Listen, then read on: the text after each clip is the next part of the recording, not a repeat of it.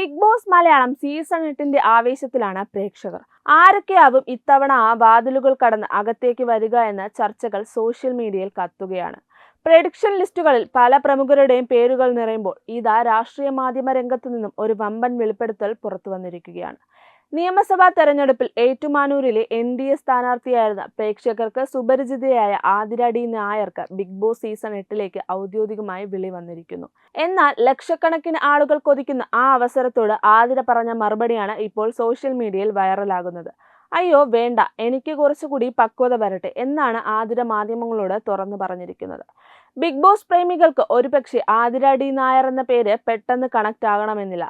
എന്നാൽ കേരള രാഷ്ട്രീയവും വാർത്തകളും ശ്രദ്ധിക്കുന്നവർക്ക് ആതിരയെ നന്നായി അറിയാം. കഴിഞ്ഞ നിയമസഭാ തെരഞ്ഞെടുപ്പിൽ കോട്ടയത്തെ നിർണായക മണ്ഡലങ്ങളിലൊന്നായ ഏറ്റുമാനൂരിൽ NDAയുടെ സ്ഥാനാർത്ഥിയായി മത്സരിച്ച വ്യക്തിയാണ് ആതിര. മികച്ച പ്രസംഗ ശൈലി കൊണ്ടും ജനങ്ങളോട് വേഗത്തിൽ ഇടപഴകുന്ന രീതി കൊണ്ടും ശ്രദ്ധിക്കപ്പെട്ട യുവ നേതാവ്. രാഷ്ട്രീയത്തിനു പുറമെ മാധ്യമങ്ങളിലും ചർച്ചകളിലും സജീവമായിരുന്ന ആതിരയെ ബിഗ് ബോസ് ടീം ലക്ഷ്യമിട്ടതിൽ അത്ഭുതപ്പെടാനൊന്നുമില്ല. കാരണം ശക്തമായ നിലപാടുകളുള്ള, ക്യാമറയ്ക്ക് മുന്നിൽ ഭയമില്ലാതെ സംസാരിക്കുന്ന വ്യക്തിത്വങ്ങളെയാണല്ലോ ബിഗ് ബോസിന് എപ്പോഴും ആവശ്യം. ഓൺലൈൻ മീഡിയകൾക്ക് നൽകിയ അഭിമുഖത്തിലാണ് ബിഗ് ബോസിൽ നിന്നുള്ള വിളി വന്ന കാര്യം താൻ അത് നിരസിച്ച വിവരവും ആതിര പങ്കുവച്ചത്.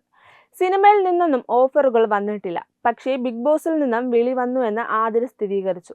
എന്നാൽ എന്തുകൊണ്ട് ഈ വലിയ പ്ലാറ്റ്ഫോം വേണ്ടെന്ന് വെച്ചു എന്ന ചോദ്യത്തിന് വളരെ സത്യസന്ധമായും പക്വതയുമുള്ള മറുപടിയാണ് ആതിര നൽകിയത്. ബിഗ് ബോസിൽ പോയാൽ വലിയ രീതിയിൽ ഫേമസ് ആകാം എന്നത് ശരിയാണ്. എന്നാൽ തന്റെ ഇപ്പോഴത്തെ മാനസികാവസ്ഥയ്ക്ക് ആ ഷോ താങ്ങാൻ കഴിയില്ല എന്നാണ് ആതിര പറയുന്നത്. അവിടെ പോകുന്നത് വലിയ റിസ്ക് ആയിരിക്കും. അതുകൊണ്ട് കുറച്ചുകൂടി പക്വത വന്നിട്ട് സ്വയം പ്രാപ്തയാണെന്ന് തോന്നുമ്പോൾ ഭാവിയിൽ നോക്കാം എന്നാണ് ആതിരയുടെ നിലപാട്. ട്രോളുകളും സൈബർ ആക്രമണങ്ങളും നിറഞ്ഞ ബിഗ് ബോസ് ഹൗസിനെ നേരിടാൻ കൃത്യമായ മെന്റൽ പ്രിപ്പറേഷൻ വേണമെന്ന് തിരിച്ചറിഞ്ഞ ആതിരയുടെ ഈ തീരുമാനത്തെ സോഷ്യൽ മീഡിയ കയ്യടിയോടെയാണ് സ്വീകരിച്ചത്. ആതിരയെ പോലെയുള്ള സെലിബ്രിറ്റികളിൽ ഒരു വശത്ത് ഇരിക്കുമ്പോൾ ഇത്തവണത്തെ ബിഗ് ബോസ് സീസൺ 8 ചരിത്രത്തിലെ തന്നെ ഏറ്റവും വലിയ മാറ്റങ്ങൾക്ക് സാക്ഷ്യം വഹിക്കാൻ പോകുന്നത്. ഇത്തവണ ഒരൊറ്റ ഷോയല്ല, മറിച്ച് 2 ഷോകളായിട്ടായിരിക്കും ബിഗ് ബോസ് അരങ്ങേറുക. അതിൽ ഒന്നാമത്തേതാണ് അഗ്നി പരീക്ഷ. കോമണേഴ്സിന്, അതായത് സാധാരണക്കാരായ മത്സരാർത്ഥികൾക്ക് വേണ്ടിയുള്ള ഒരു പ്രത്യേക പോരാട്ടമാണിത്.